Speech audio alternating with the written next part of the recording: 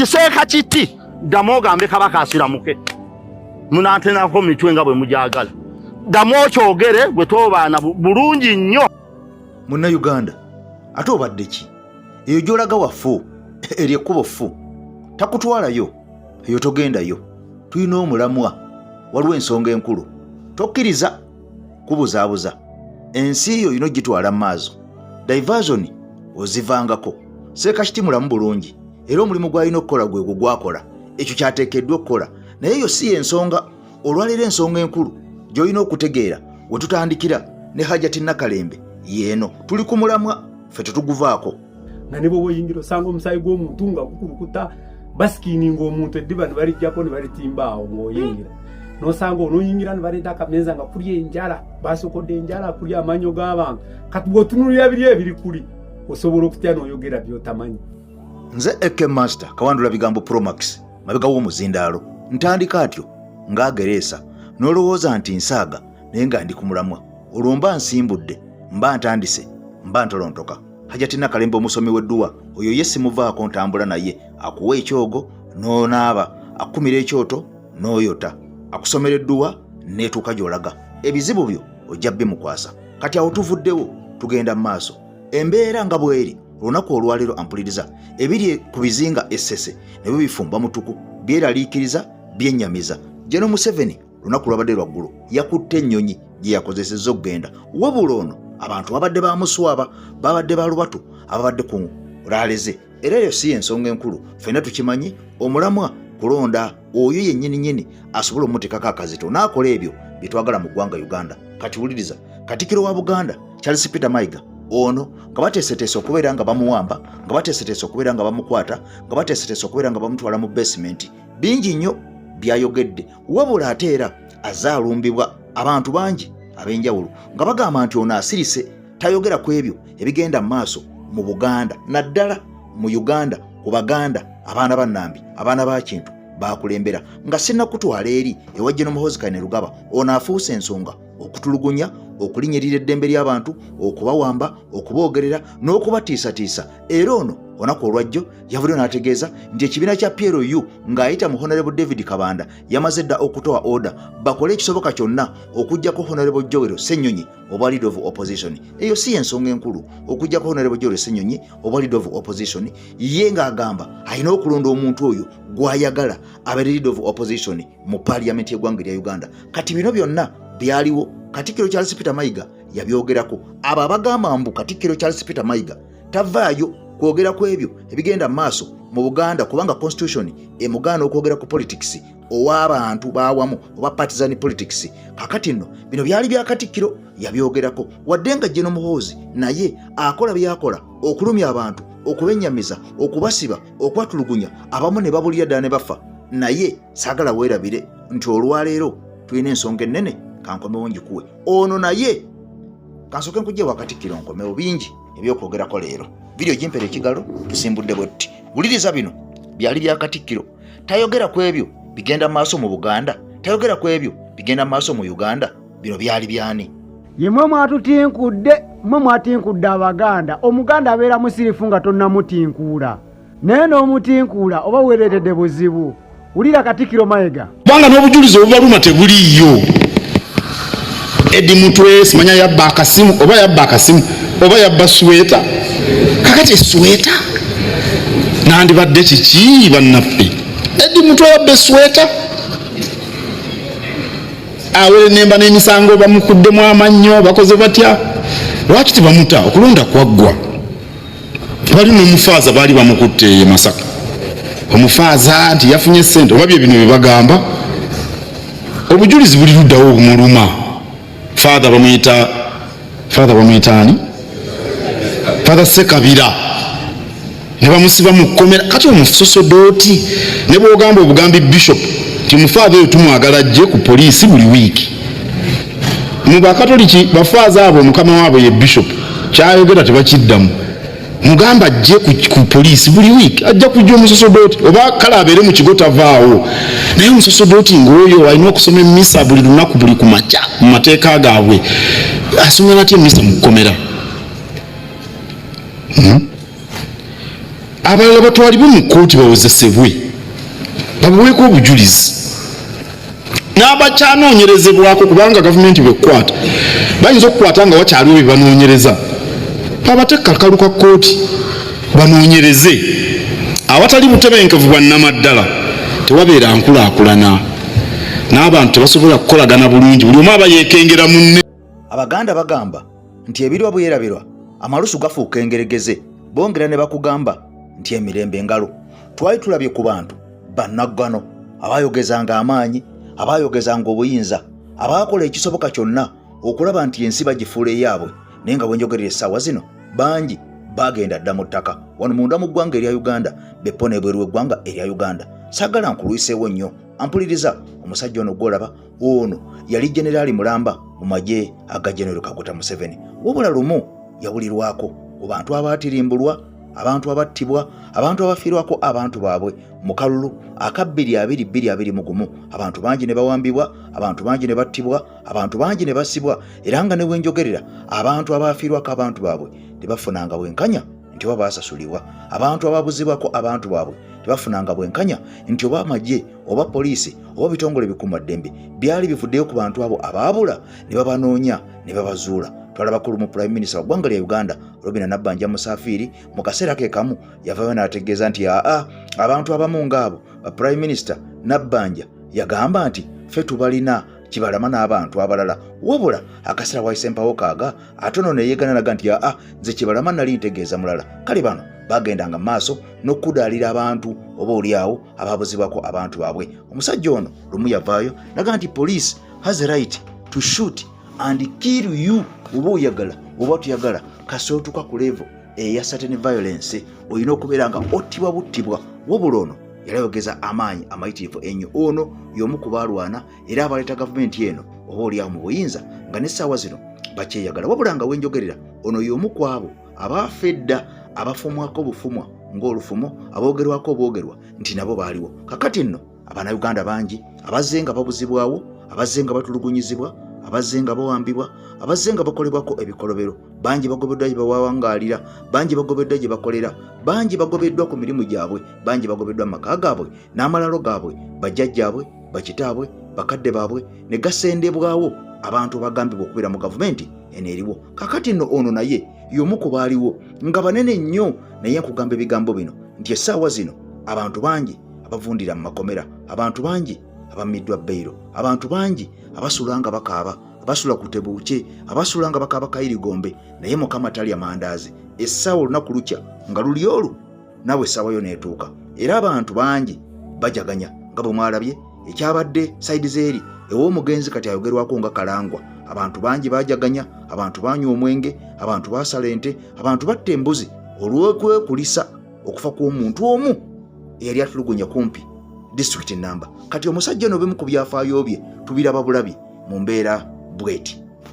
Police has a right to shoot you and kill you if you reach a certain level of violence. Byonna mbyogedde wabula mu Novemba wa 2020 ono yayogera ebigambo ebyawaawaza ensi yonna amatu ng'eggwanga lyakafiirwa abantu abasoba 54 mu bwegugungo obwaliwo.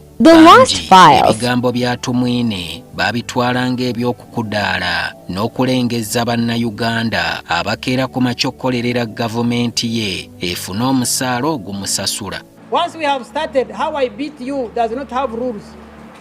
Police has a right to shoot you and kill you if you reach a certain level of violence. Nga mukama we amaze okumunaabira mu maaso n'amugya ku kya minisita w'obutebenkevu n'amussa ku guno na guli naye yavaamu ogwaka n'awa mukama we amagezi aweeyo ebisumuluzo bya State House agende ewaka awummule nti kubanga okubeerawo kwe kwali kwakwennyika Uganda yattu mu ntata. And to me now, I think the best advice we can give him is prepare for a smooth transition so that we ensure stability and long-term peace for the long future. Tumwine afudde akyali ssentebe w'akakiiko akakola ku midaali gy'eggwanga ekigabibwa abantu abatali bamu. Enfunda nnyingi abantu abatali bamu bazze bavaayo ku mikutu gy'omutimbagano ne babika Tumwine nti mufu, nga yatuuka n'okuvaayo mu lwatu abakakase nti yakyali kyuma kya muda kissi wa kuseguka. Kibonge janini Bakira netetegula ku musajja gwe mbadde sinnakutegeeza nti amazaalibwa ge abadde ng'agalya buli 12 April nga yazaalibwa mu mwaka gwa 1954 ku kyalo Burunga mu disitulikiti ey'Embarara. Yasomerako ku Mbarara High School, St. Henry's College Kitovu ne ku ssettendekero Makerere gye yannyukira ebitabo mu 1977 ne digiri mu kukuba n'okusiiga ebifaananyi, beppo ne dipulooma mu busomesa. Mu 2005 yakkirizaako okugenda ku ttendekero ly'amagye ekimaka mu disitulikiti y'e Jinja akubweko enfuufu mu bukodyo obwo obw'ekinnamagye nga ne mu Russia we baagiyitiranga Soviet Union. Ono yatuukayooko ng'akyabanguka mu by'amagye. Tumwine yali ateereddwa ku lukalala lw'abajaasi abalina okuwumuzibwa mu Julayi wa 2022. Kyokka enteekateeka zino zajja mu kigoye weezinge ng'abakulu beekwasa nsonga ya bbula lya nsimbi nga beerabidde nti olumbe kijjolooto olaba lutta kagulu atafa.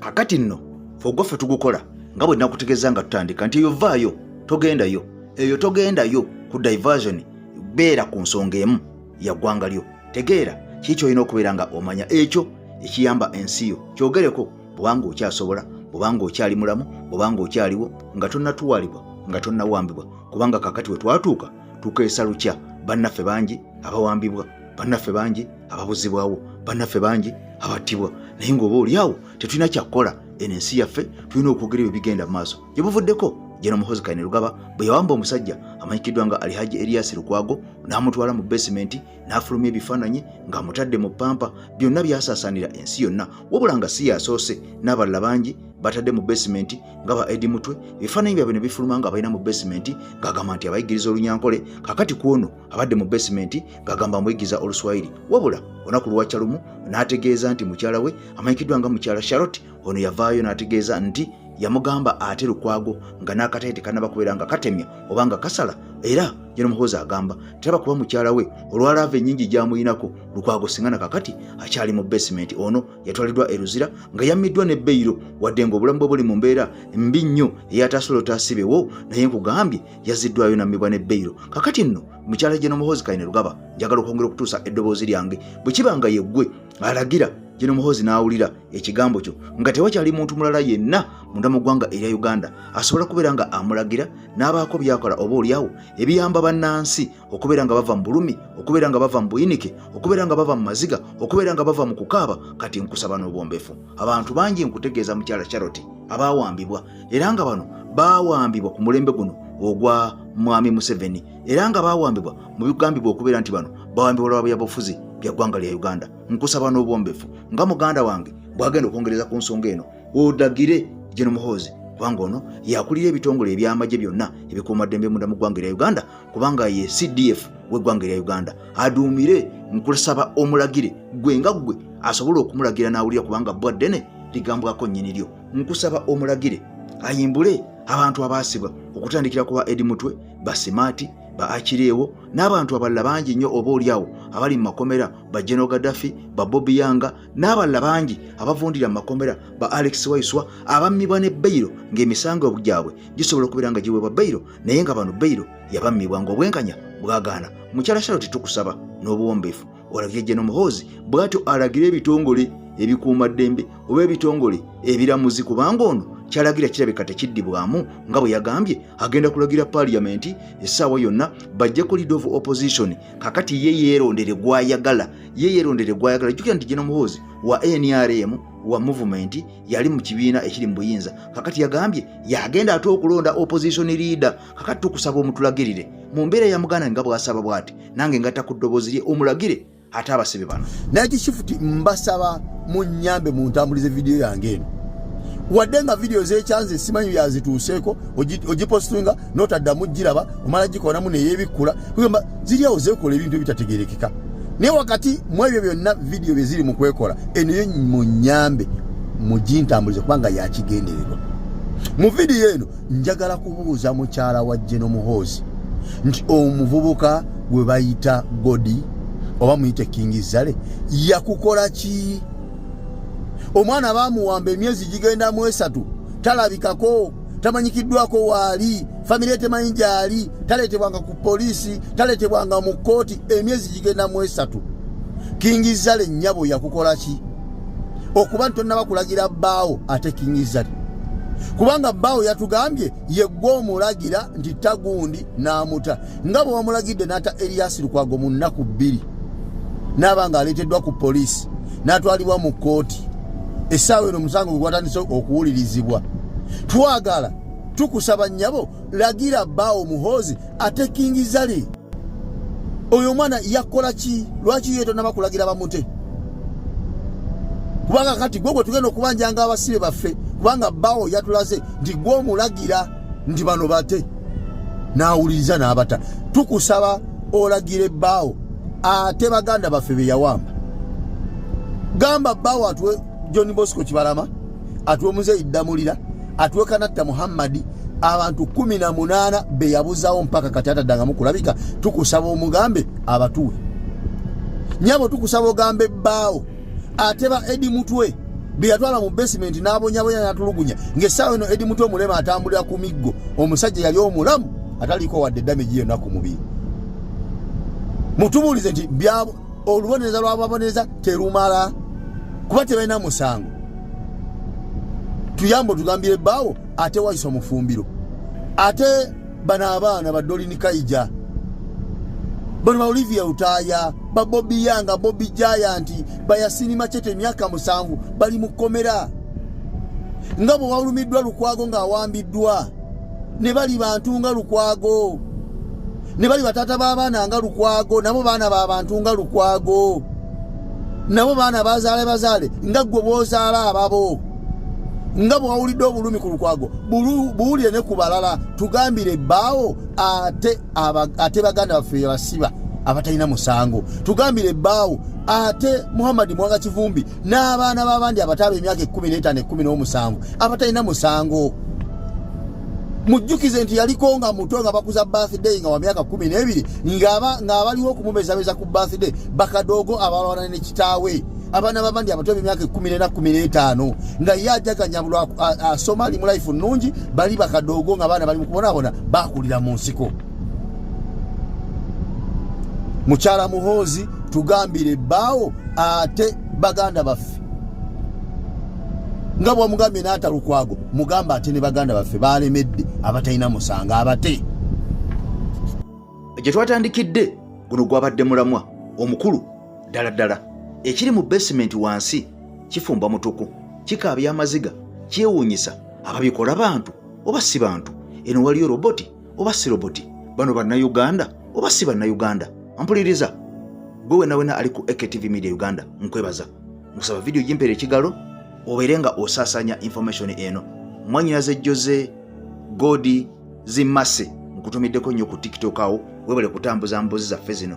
Jose Godi Zimase kyokola kyamaanyi nnyo ekyo tojjanga okufe tusiima. Kakati nno mugana nkakeeto ensonga nazitegedde naye muguluddene yasinga okubeera nga amanya ebigenda maaso mu nsi yonna. Mame Sutizirandi nkutumiddeko nnyo ne muzeeyi waffe tusaba Mukama amusuuse. Embeera bwetyo bweri muganda Nikolai wali mu kibuga Dubai ebigambo birungi si birungi ng'ekigenda mu maaso munda mu basement ez'eggwanga erya Uganda General Muhoozi Kainerugaba eno gyatwala abantu ne balaajana n'abakulamu amannyo ne babakulamu enjala ne babajjamu amaaso ne babookya paasi n'ebifo ebirala biyitirivu nnyo nga bwe mwalaba omugenzi Muhammad Segirinya yakulaga nga ye bamwokya paasi bamugjamu empale ne bamukunamya ne bamwokya paasi ku nsigo ze. Kakati ebirala by'otafangako kumanya ebiriyo bye bino njagala obiwulire. Nga ne bwe oyingira osanga omusaayi gw'omuntu nga gukulukuta basikiininga omuntu eddiba ne balijjako ne balitimba awo ng'oyingira nosanga onoyingira ne baleeta akameza nga kuli enjala basokodde enjala kuli amanyo g'abantu kati bw'otunulira biri ebiri kuli osobola okutya n'oyogera by'otamanyi.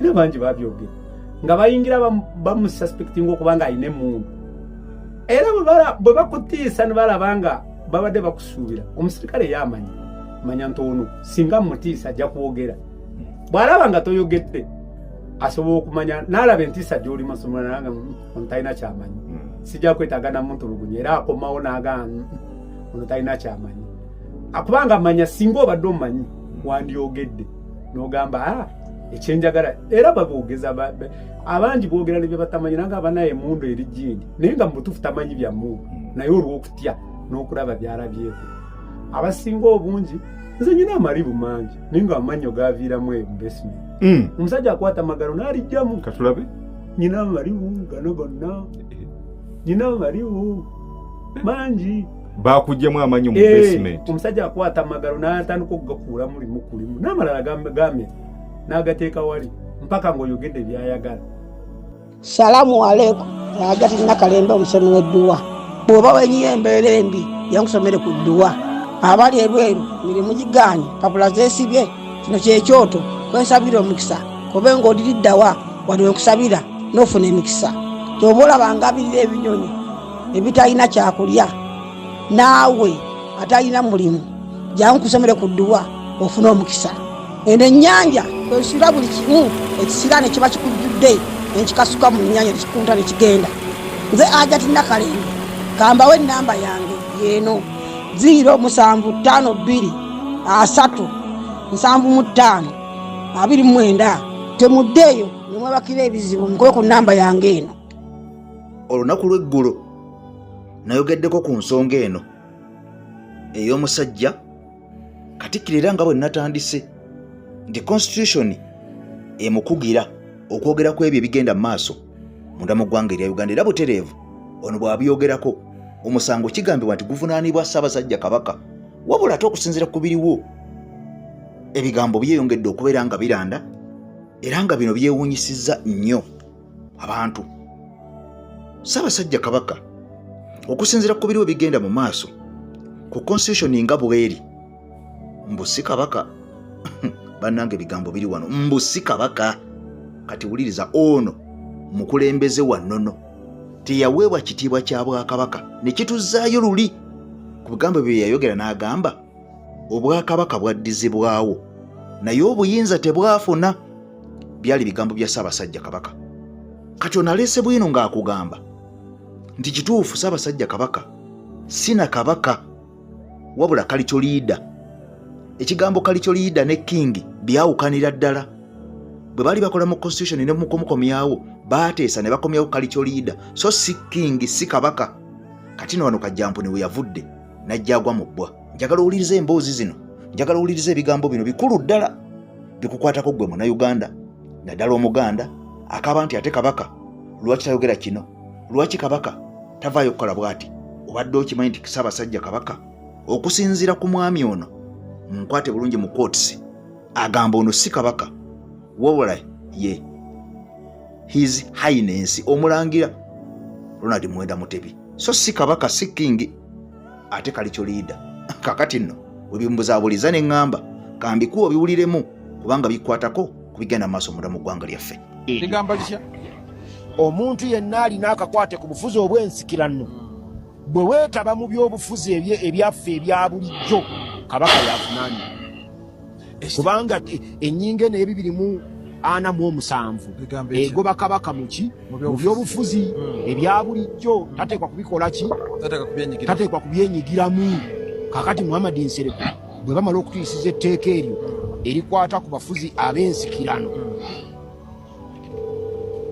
246 ne 246 si 247 mwena amendment erina obuwaayiro obuwerako kamu 2 3 4 5 ya buwaayiro ye chapter ey'ekumi n'emmeka ey'ekumi n'omukaaga Institution of traditional or cultural leaders Institution of culture of traditional or cultural leaders subject to the provision. Naye wano essemateeka takkiriza Kabaka kwetaba mu byabufuzi kati etteeka liri kakati mu katambi ako omukulu Ssewandagi yawulikise nga alumba Muhammad Nsereko era nga amuvunaana okubeera nti Muhammad Nsereko yakyalenjinze Katikkiro n'amubuuza lwaki tasitula ddoboozi oba lwaki tayogerako ku lwa ebintu ebituuse ku muntu nga Erias Lukwago. Kanno Ssewanda gye yavuddeyo n'ayambalira Muhammad Nsereko nate nga Muhammad Nsereko yadde mutuufu. Omanyi tulina obuzibu bumu, abantu abaasoma bano bafuukidde eggwanga obuzibu. Okitegeera, yavuddeyo n'amwambalira n'amugamba nti ebintu by'ogamba Peter Mayiga akole mwe bamu abali mu palamenti ne mukola amateeka agaasiba obuyinza bw'aba traditional leaders omuli Bakatikkiro, nti abantu bonna abaliraanye Kabaka singa bamala ne bakola statement nga yabyabufuzi kisobola okuviirawo Kabaka obuzibu. Kati mu kyo Ssewandagi yabadde ayanukula Nsereko, naye ate nga Nsereko yabadde mutuufu n'amukootingira etteeka mu constitution tetugenda okulaba mu maaso awo. Naye wulira ekisooka Ssewandagi oba oyogera ku Buganda si kazinga, Buganda nsi. Buganda gya dressing ng'ensi, kubanga Buganda teyina ndagaano yonna gye yakola na muntu yenna. So Buganda nsi. Ekyokubiri, Muhammad Nsereko gw'ovunaana okubeera nga yakola etteeka eryo lyakolebwa mu 2010. Muhammad Nsereko teyali mu palamenti. Muhammad Nsereko yajja mu palamenti mu 2011. Abantu abaakola etteeka eryo abali mu palamenti ebiseera ebyo yali Edward Kiwanuka Ssekandi, oyo eyaliko vice president w'eggwanga Uganda. Be bantu ababaga etteeka eyo, era Mutebi yatuula n'abantu abo. Simanyi mu Buganda kokasi n'atuula nabo, okitegeera, naye nga kimanyi bulungi Mutebi nti awo Bassekandi babazi etteeka erimusiba nti talina buyinza. Ekirala, etteeka ly'oli mu kukootinga ly'okootingiramu Nsereko yo just yali extension, kuba etteeka eryo already lyali lyasayiningibwa dda Mutebi bwe baamuleeta mu CA. Etteeka eryo already lyali lyasayiningibwa dda nga lyasayiningibwa Museveni ne Katende oyo wa The Ebonies, okitegeera. Era etteeka eryo Museveni yakyasinza okwesigamako. Yakomyawo Mutebi nga yaleeta Mutebi munansonyiwamu, yaleeta Mutebi nga kalicho leader. Takomezebwanga, tamuleeta nga Kabaka, yaleeta Mutebi nga kalicho leader. Naye ekibuuzo kiri kiti, Mutebi yagenda okujja yali ku myaka 36. Ssewandagi, lwaki oyagala okuzibiikiriza n'otabuulira bantu mazima nti tetulina Kabaka? Lwaki oyagala okukizibiikiriza? Okitegeera, oyagala kututegeeza nti Mutebi ku myaka 36 yagenda okuva e Bungereza okujja, endagaano Museveni gye yasayininga ne Katende mu CA eraga nti akomyewo aleeteddwa nga kalicho leader, yali tabitegeera. Ekibuuzo kiri nti Buganda yali yeetaaga kalicho leader, traditional leader, oba Buganda yali yeetaaga Kabaka? Mutebi yali takimanyi nti Buganda nsi yeetongodde, yali yeetaaga Kabaka si kalicho leader. Kati ebyo byonna Mutebi abimanyi. Kyensonga lwaki ffe tumuyita Mutebi, kubanga tukimanyi bulungi talina buyinza. Mukijjeyo mu constitution 202. Naye awo ekyo si kyekikulu. Ekibuuzo kiri nti bwe tugenda mu constitution wano bye wakootinze bituufu, era sikuwakanya, okitegeera, bituufu. Katuyingire ku tteeka lino lye wakootinze mu institution ya Uganda yabagibwa mu institution yaki mu constitution ya Uganda, sorry. Etteeka lye wakootinze 246. Nzikira mu kawo mpe ku kifaananyi ekyo. Kakati institution of tradition or cultural leaders, etteeka liwakootinze tuufu, tera kuwakanya Ssewandagi, tuufu. Naye wulira katuliyitemu etteeka eryo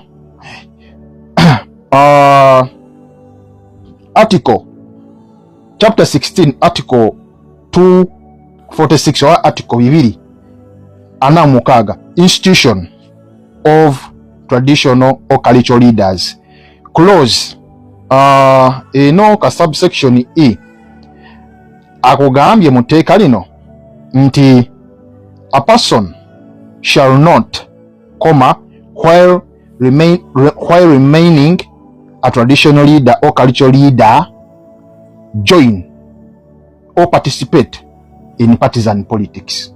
Sewanda joli mutuufu nnyo era kyeri akuwakanya mu tteeka lyerimu awo wano numbadde ka subsection E kirira ku subsection F kakugamba katya njagala ka subsection kano F kwe ngenda okusinziira tukakase ddala tulina kabaka era kabaka yaani wulira Sewanda jibe wagedde bituufu naye wulira Abannayuganda bulijjo tubagamba nti tetulina kabaka wulira subsection F wagamba what a traditional leader or cultural leader shall not have or exercise any administrative, legislative or executive powers of government or local government. Mukawulira akawaayiraako kati kikuzaayo bulijjo Buganda Mengo buli mwaka batugamba bakunganyiza budget bera budget basoma budget ya bumbi 7 nalaye Muzeyi Magala atuwanira mayiga nga bakoze nnyo simanyi nakola budget ya bumbi 7 na savinga obumbi 7 da kati obumbi 7 gwe weebuuze lwaki bulijjo sente zisomwa mu budget ya Buganda tezina mugaso tulina obulabira buyambi kuva mu budget ya Buganda tewali keyino close je nkusomedde talina executive powers no legislative powers. Kabaka yani kabaka abeera alina obuvunaanyizibwa kitegeera mu bwakabaka bwe oba abeera alina obuyinza mu bwakabaka bwe okitegedde naye argument ya Nsereko oba Nsereko kyabadde ayogerako kyabadde kituufu Sewandagi mu close eno gyotusomedde mu article eya 246 njagala otuweyo akawaayiro nga kagaana abakulembeze b'ennono okwogera ku biki ebigenda maaso ku bantu baabwe katukotingire nga kagaana abakulembeze b'ennono okwogera ku Kyagulanyi abatulugunyizibwa ku baana b'abandi abafa ku bantu abakubiddwa obukongovule ku bantu abasiyagibwa ku bantu abatulugunyizibwa ku bantu abasembebwa ku mataka tuwa akawaayiraako nga kabakugira okubeera nga tebabyogerako katuwe kubanga Mutebi akimanyi nti yajja nga kalicho leader so singa kabaka yensonga lwaki olwokubanga akimanyi talina buyinza olwaleero Museveni yeyita modern king Museveni natoka n'oku appointinga simanyi bassaabaluuni mu Buganda simanyi Bassaabanyala naye nga njagala otubuulire Sewandagi amazima singa kabaka singa tulina kabaka gwe nga wolimba abantu tulina kabaka oba ne Katikkiro Mutebi alina executive powers zayinza okukola zayinza okusayininga azirina gwetubuulire nti Mutebi asayininga executive powers bweziti so bino ebintu bibali mu kukola bana abasajja bya bufuzi Mutebi akimanyi bulungi tebalina buyinza kano ka article kano kensembe okusomera okitegera mu clause F okitegedde nga tuvudde ku ine tudda ku F kakulagidde ddala bulungi nti byoya byanswa tetulina kabaka tulina ba traditional leader bakulu babika ba chiefs ingera n'emigaso egyabwe era tetugiraba kubanga Mutebi era si traditional leader era tasobola kwekisaizinga buvunanyizibwa bwe inga traditional leader oba chief tetubiraba byakola kati Muhammad Nsereko yadde mutuufu 10 ku 10 Muhammad Nsereko Sewandagi Muhammad Nsereko yadde mutuufu 10 ku 10 gwe tukotingire yetteeka wano wennyini nga woli tukotingidde nga ligaana abasajja abo bonna bakabaka nga libagaana abeyita bakabaka sijja muyita abeeyita wate tulina kabaka abeeyita bakabaka igwe tukotingire yetteeka okitegeera ng'ali abagaana okwogera ku bulumi abantu baabwe bwe bayitamu Sewandagi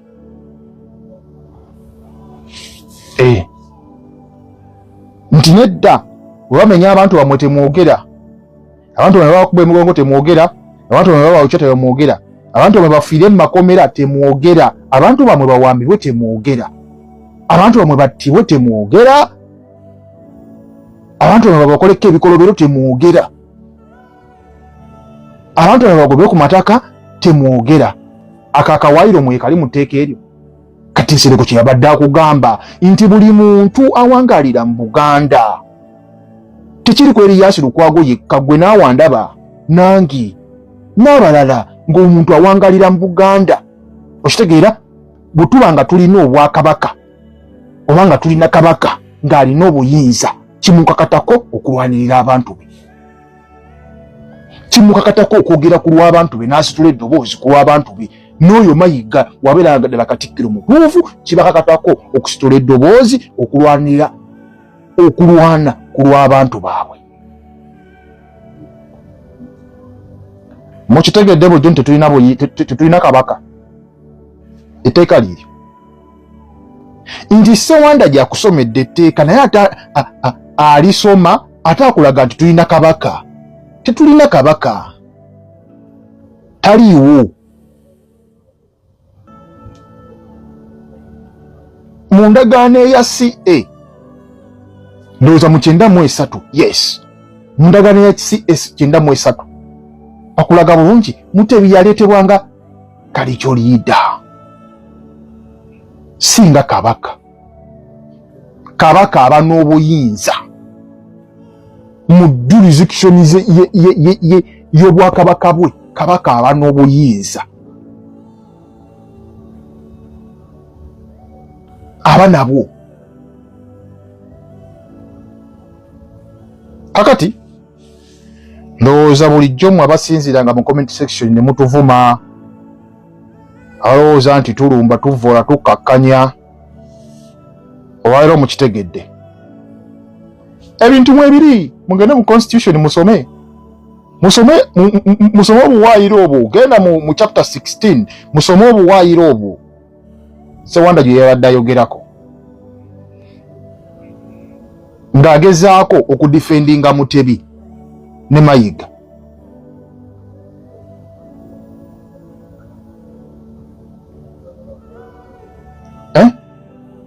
ng'ate ekintu kyasoma kyennyini kirambika bulungi titetulina kabaka etteeka lyabadde asoma lirambika bulungi tetulina kabaka naye ate atuwuddisa ntitulina kabaka etteeka lyabadde asoma lirambika bulungi tetulina kabaka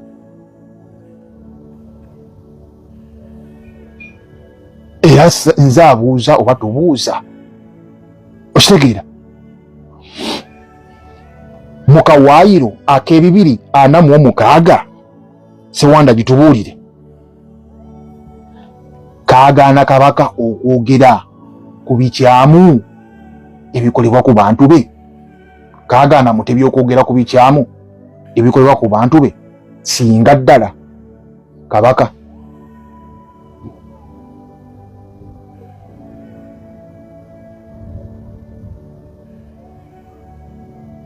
Muhammad Nsereko yadde mutuufu kati bakulu ensonga eri simple nze ngamba tetwemenya nkiddamu nze ngamba tetwemenya yesaawa tukole ekituufu mwali mumanyi nti mufunye domestic legitimacy ne wano mugenda kutugira nakugamba just revolution ebeera time kati yesawa twawule politics mu revolution yesawa twawule politics mu revolution ndoza mucha nti domestic legitimacy tena kyebagasiza mumbu ajje abasabe muyingize mu iPod ekyo kukola kiri bwekiti twawule iPod ku National Consultative Forum tubyawule bwe mwanga temusobola kwawula iPod mu National Consultative Forum temulowooza nti His Excellency Kyagulanyi Musirwa Jabasabe tagenda kubasaba wabula eyabawandiikira ebipapula ebyo gwe mbamugamba Jabasabe yetajja kubibasaba nkiddamu that is called forced dialogue mwagala kutuwa negotiated return wamma wano wekyenna kusomesa wa infinite class nga bali tebabitegera kati kweno stage obanga tosobola kwawula returns za president soko osirike kati ababitegeera tubikwatemu wano omanyi nabagamba revolution ene inawe etuuka ekiseera nga oba tosobola kugatta nga gwe algorithm towazikola ng'olina okusooka nodde ebbali kati wano mugituwe nkiddamu eno stage mugirekere infinite class batutwala mu negotiated return nabagamba nti essaawa yonna bano baagala kutuvuga mu negotiated return just watch this Dennis Jeto yonge iPod babudde ne bateekawo obukwakulizo obukakali eri ekibiina ki National Unity Platform ekyagala okwegatta ku mukago guno nga bagamba nti waliwo obukwakulizo balina okusooka okutuukiriza nga n'akamu ku bwo kwekakasa nti omukulembeze w'ekibiina kino Robert Kyagulanyi Ssentamu yennyini yalina okugenda ku kitebe ky'omukago guno n'asaba ekibiina kye kiwandiisibwe mu butongole. Obukwakulizo bw'omukago gwa iPod okuyingiza ekibiina ekijja mu butongole buva ku kusalawo okwakolebwa bannamukago gye buvuddeko lwe baatuula akakiiko akafuzi aka iPod oluvannyuma lw'okwekenneenya ebikwata ku kibiina ki ANT kyayingiziddwa nga kimaze okutuukiriza byonna ebyetaagisa wabula ekibiina ki NUP kirina ebibulamu bye kirina okutuukiriza kisobole okuyingira omukago guno mu butongole. Okusinziira ku ssaabawandiisi wa iPod Dr. Lawrence Serambala, pulezidenti w'ekibiina yennyini yalina okwetuukira mu buntu era n'asaba mu butongole okuyingira omukago. Ensonga lwaki iPod tulemera ku kyapa pulezidenti lwakuba nti tukimanyi nti mu bibiina byonna pate pulezidenti ye muntu alondebwa bonna alondebwa abawagizi bonna so kati fe tulowooza nti omuntu alondebwa abawagizi bonna yoyo alina eddoboozi ne trust ya buli muwagizi wa kibiina. Kyetugezaako okwewala kyekintu omuntu okukomitinga ekibiina ate pate president najja n'agamba nti nze abantu gwe baalonda ebyo bye mwakoze sibikkiririzaamu. Nup yalaga obwetaavu bw'okuyingira otyo kati point esooka njagala tubeere bakakama ba infinite class temubalumba abaana abo mubaleke just forgive them father they don't know who them deal with tebabanche bali badiringa nakyo kati eno stage fe tugitegera temubalumba mubaleke nabo bagenda kusoma bagenda kuyiga omanyi nabagamba nti revolution zino waliwo ekiseera wezituuka nga oba tosobola kugattana kwawula olina okusooka n'obireka. Kati point number 1 esooka bakulu it was a military operation we tugamba ako tekaali kalulu nkiddamu it was a military operation tekaali kalulu. Point number 2 it was a sanctioned opposition status ye mwatuwa tekaali kalulu. Ekyokubiri agamba we should not legitimize wakugamba kakati abaami bano kiki bali mu kuvuga nakugamba nti abantu bano balina ekiwanyi kye baatutega ne bakiteeka mu parliament eyo.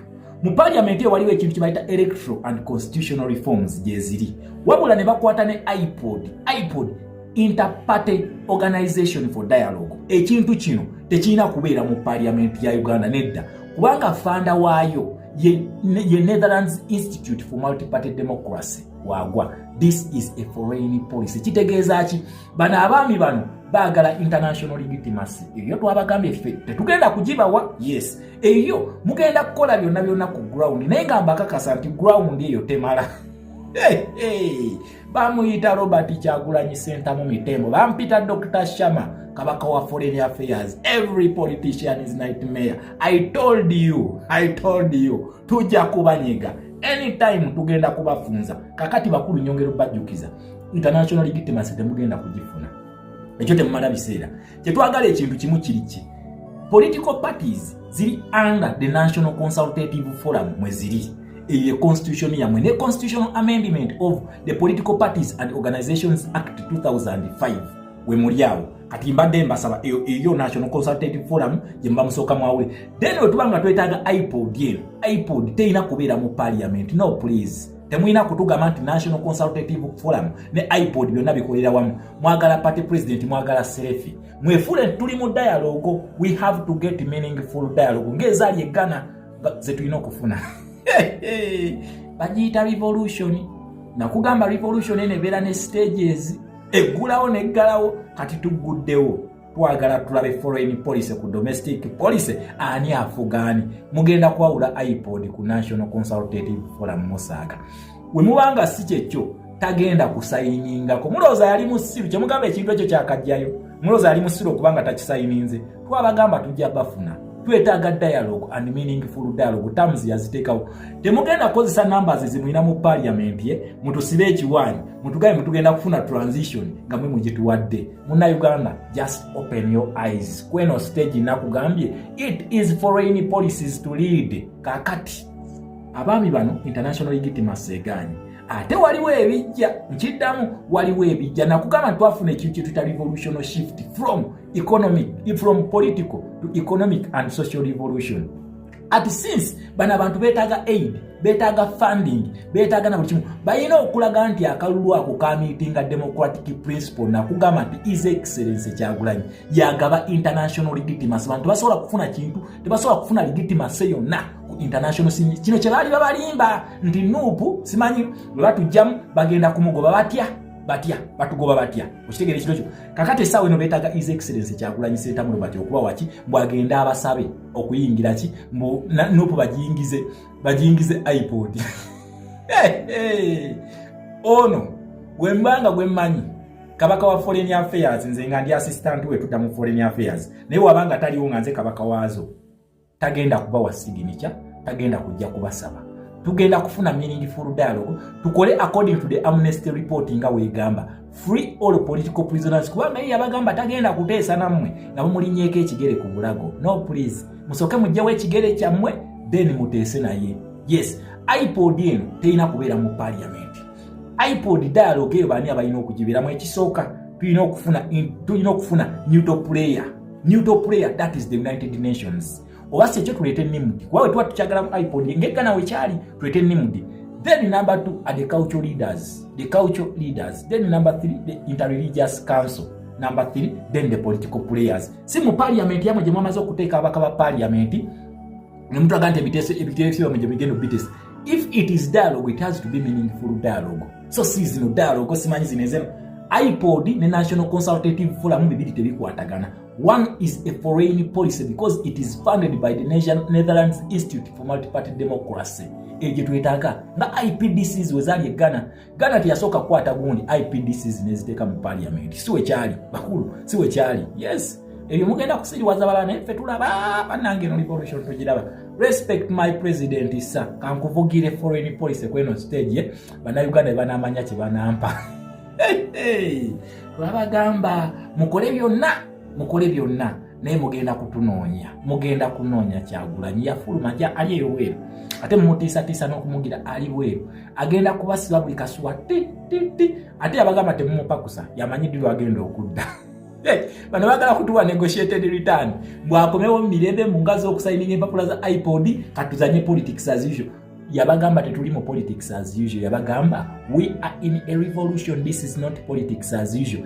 Ebyo mubaddenga mubeera ne ziri opposition ziri nubagita revolution bamuyita Kyagulanyi Ssentamu Robert Mitembo my one and honorable president nganze shama agituddemu ye minister for foreign affairs addako wa East Africa nkidamu East African minister for foreign affairs si kyali wa Uganda yokka n'abakongo nabo bansabye ne bangamba engeri gy'ovugamu foreign policy ne Kongo tujigatteko kati nze minister for foreign affairs wa East Africa dako eno stage mujindekere gwe munna Uganda ngenda kubikula amaaso genda kukitegera tugenda mu Uganda bano legitimacy eganye gye beetaaga kakati bamanyi foreign policy kikyesobola okukola bakimanyi tugenda kulaba ku sanctions tugenda kulaba economic crash tugenda kulaba ku visa ban tugenda kulaba ku return nga batikka abantu eno stage gye tuliko yennyini ugambe this is the final stage of this revolution just watch this.